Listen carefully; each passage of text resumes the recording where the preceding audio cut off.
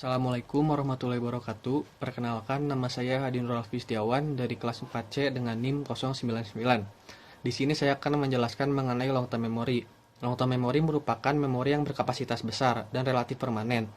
Jenis-jenis long term memory juga ada tiga. Yang pertama itu ada memori episodik, yang kedua ada memori semantik, dan yang ketiga ada memori prosedural. Memori episodik yaitu memori yang berisi tentang peristiwa-peristiwa atau pengalaman-pengalaman, dan memori semantik berisi tentang pengetahuan dunia. Yang ketiga ada memori prosedural, yaitu berisi tentang tata cara untuk melakukan sesuatu. Ada tiga aspek dari long term memory. Yang pertama ada encoding. Encoding merupakan proses memasukkan informasi dari working memory atau short term memory ke long term memory. Di encoding ini juga ada level of processing, yaitu ada proses mendalam dan proses permukaan.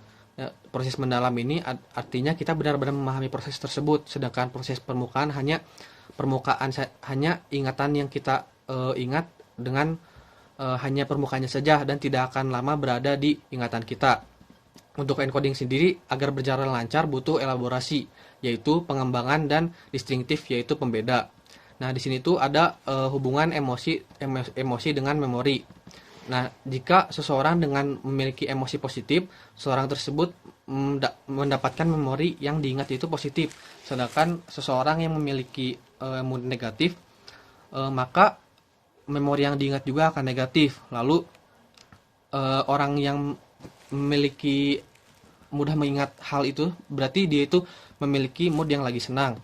Lalu yang kedua itu ada retrieval. Retrieval yaitu mengambil kembali informasi yang sudah tersimpan. Ada eksplisit yaitu disadari, dan implisit yang tidak disadari. Tugas yang sulit cenderung menggunakan eksplisit. Kalau yang sifatnya otomatis pakai implisit. Di retrieval ada amnesia. Amnesia ini ada dua, anterograde dan retrograde. Anterograde ini merupakan kita itu lupa setelah kejadian, setelah mengalami kerusakan. Sedangkan retrograde yaitu lupa dengan kejadian masa lalu atau sebelum kecelakaan. Lalu yang ketiga itu ada autobiographical memory, yaitu berkaitan dengan diri sendiri. Bagaimana dari episodic memory ada skema pengetahuan atau konsep terbentuk di kognisi kita. Nah, di situ ada yang disebut dengan short monitoring, flashbulb memory, dan eyewitness testimony.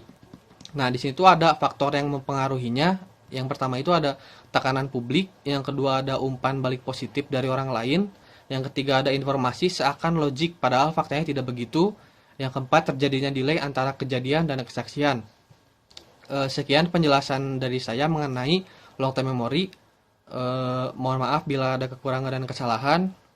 Sekian, wassalamualaikum warahmatullahi wabarakatuh.